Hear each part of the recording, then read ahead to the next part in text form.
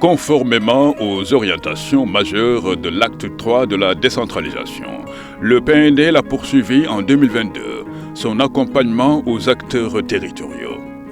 Son engagement dans le programme Financement du développement local a été bien appréhendé par les élus territoriaux. C'est une consécration d'un travail bien fait, d'un travail reconnu par tous, par le PNDL. Nous, en tant qu'élus.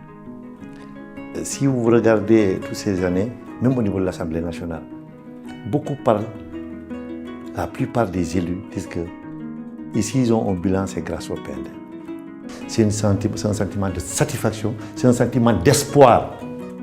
Durant l'année 2022, la territorialisation de la politique de l'emploi au sein des collectivités territoriales a été bien prise en charge.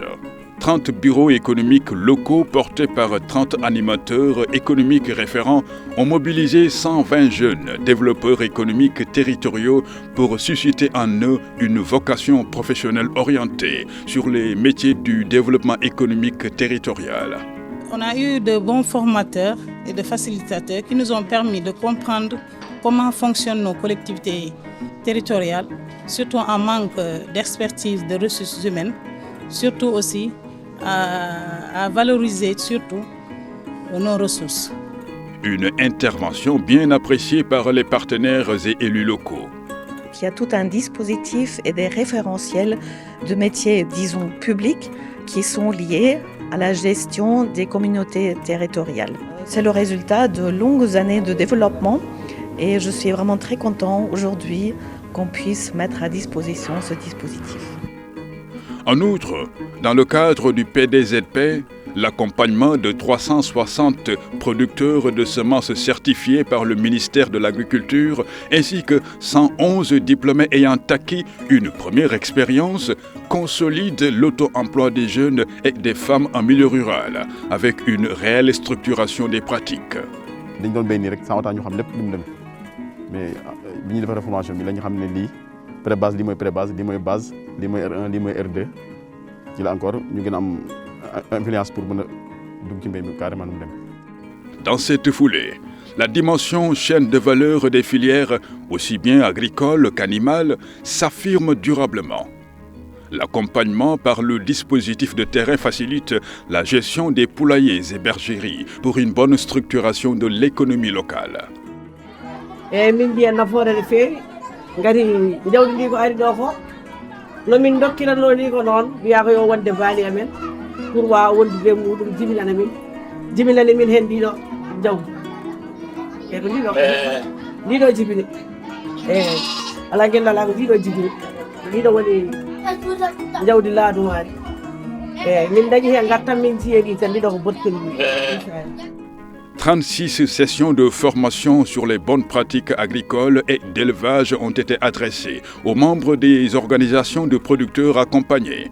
L'appui aux initiatives en faveur des jeunes et des femmes s'est bonifié d'un encadrement soutenu avec la mise en place de 340 poulaillers et de 175 bergeries construites avec la mise à disposition de 640 coqs raceurs, 130 géniteurs ladoum et un lot de petits matériels d'élevage, abreuvoirs et mangeoires. biñ commencé am ginaar yi ba léegi coono bu bari wàcce na fi ndax da nga doon dem fii 9 kilomètres fii ba ci loñ nga dem jënd nen 2900 nga koy jënd boo jëndee 2900 balaa ngay yegg fi da ngay fay sa paas ñëwaat ba fii léegi moom wax dëgg yàlla da ngay dugg sa poulailler rek jël sa kii sa nen baxal ko su la neexee nga def ko omelette boo buggee sa ginaar nga génnee ko lekk waa léegi ñun moom ñu ngi leen di sant ñu ngi leen di gërëm. Véritable moteur de développement agricole, la semence de qualité a été élargie à toutes les régions du PDZP. Au total, les 2 campagnes de multiplication de semences d'une superficie emblavée de 771 hectares d'un coût global de 122 180 francs CFA auront contribué à la reconstitution du capital semencier pour une production de 1060 tonnes de semences valorisées à 931 millions de francs CFA. On a reçu du projet on appuie en semences et on appuie en engrais. On appuie en produits. Ça, c'était pour faire des semences pour pouvoir, dans un premier temps, si on récolte les semences, de démultiplier ça dans l'union. Et je sais que le rendement que j'ai eu dans cette parcelle, ce que je vois, je sais que j'aurai un très bon rendement par rapport à la production. En tout cas, vraiment, nous remercions infiniment le PNDL pour cet appui qu'on a eu. Et cette expérience-là, nous voulons que ça se multiplie, que ça ne s'arrête pas aujourd'hui seulement. Tenant compte des enjeux climatiques au sein des territoires et surtout de l'accès difficile aux fonds mondiaux, le PNDL s'attelle à lever les barrières entravant l'accès des collectivités territoriales au financement climatique.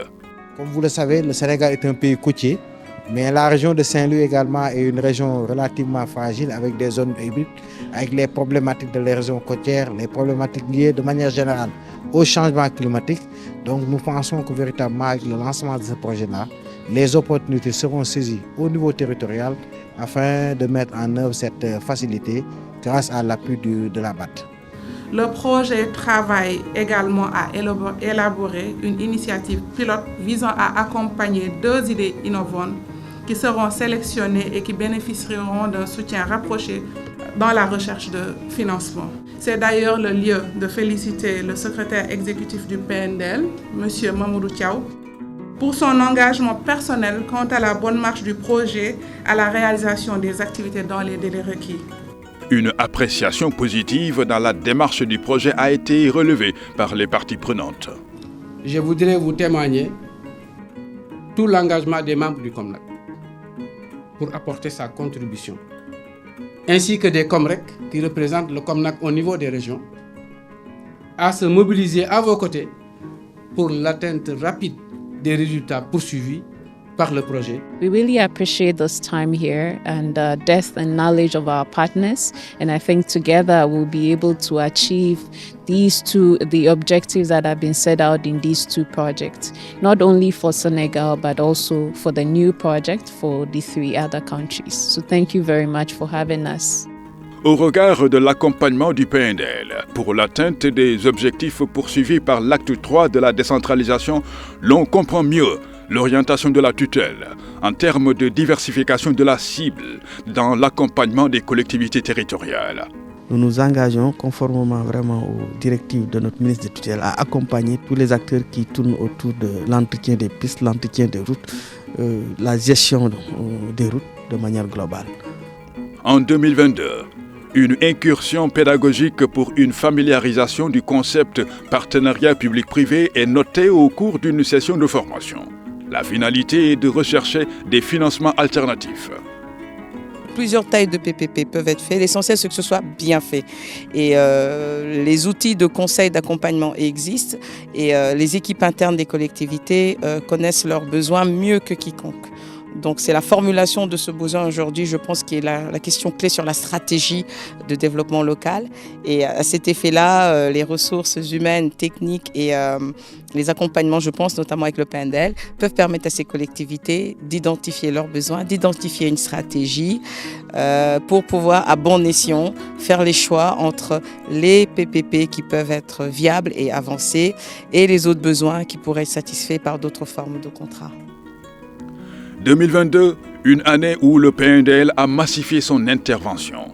Outre le projet d'appui au plan d'investissement des communes du département de Podor qui se met en œuvre, il s'est agi, cette année, de signer 175 conventions de financement pour un montant total de 4 milliards 500 millions de francs CFA pour la réalisation de 231 infrastructures de base.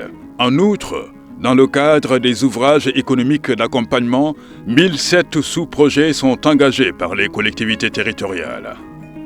En 2022, le taux de couverture budgétaire est de 58,8%. Les décaissements effectués, tous projets confondus, se chiffrent à 9 milliards 676 970 341 francs CFA, pour un taux d'exécution budgétaire de 65,58% et financière satisfaisant de 91,27%. Les projets structurants ne sont pas en reste. En 2022, le linéaire de pistes rurales réceptionné est de 230,1 km. ce qui porte à 507 km le total réceptionné, améliorant ainsi la mobilité de 131 118 personnes des 332 villages polarisés par les pistes. Le niveau d'avancement physique des travaux de pistes rurales est de 85,2%. De réelles avancées sont notées en 2022 avec l'intervention du PNDL au sein des territoires. L'année 2023 sera une année d'attente forte en lien avec une pleine exploitation des opportunités offertes au programme. Je voudrais également vous dire que pour cette année, nous avons amorcé 20 milliards pour démarrer le PACASEN rural. Ça, c'est en attendant d'avoir la réponse des partenaires techniques et des partenaires techniques et financiers. Je note pour m'en réjouir que le PACASEN rural, estimé à 352 milliards, va couvrir les 434 communes rurales et les 43 départements non pris en charge par le PACASEN urbain. Je saisis l'occasion pour lancer un appel aux partenaires ici présents. Je veux saluer l'AFD, la Banque mondiale et la Banque africaine de développement, mais aussi tous nos autres partenaires, à soutenir ce programme majeur qu'est le PACASEN rural, qui est un programme d'équité territoriale qui doit être fortement soutenu. Le choix du président n'est pas un choix gratuit. C'est une consécration, c'est-à-dire que c'est encore dire que le PNDL a été à la hauteur et il vous demande de faire plus. Le PACASEN rural, c'est ce programme qui va encore davantage. Quand on a parlé du PAP 2, l'améliorer et accélérer, c'est ce programme qui va accélérer le développement territorial. L'équité territoriale prônée par le président. Il y a eu le PACASEN urbain. Il faut faire autant ou plus pour le monde rural. Au total, l'année 2022 a démontré que le PNDL, cadre fédérateur des interventions en matière de développement local, maintient toujours son niveau d'efficacité. En 2023, nous devons concrétiser tous les espoirs du chef de l'État placés au PACASEN rural et au-delà aux collectivités territoriales. En 2023, nous avons un réel défi de massifier le financement du PACASEN rural par l'intervention rapide des partenaires techniques et financiers. Nous allons y travailler sous les orientations de notre ministre. J'engage toute mon équipe à se concentrer, plus que par le passé, pour mettre les collectivités territoriales en chantier. Le programme se positionne comme l'un des instruments phares, transformateurs des modes de vie des communautés, à la satisfaction des collectivités territoriales et des acteurs territoriaux. Le PNDL, l'action durable et transformationnelle. DENETI et très bonne année de mise en œuvre.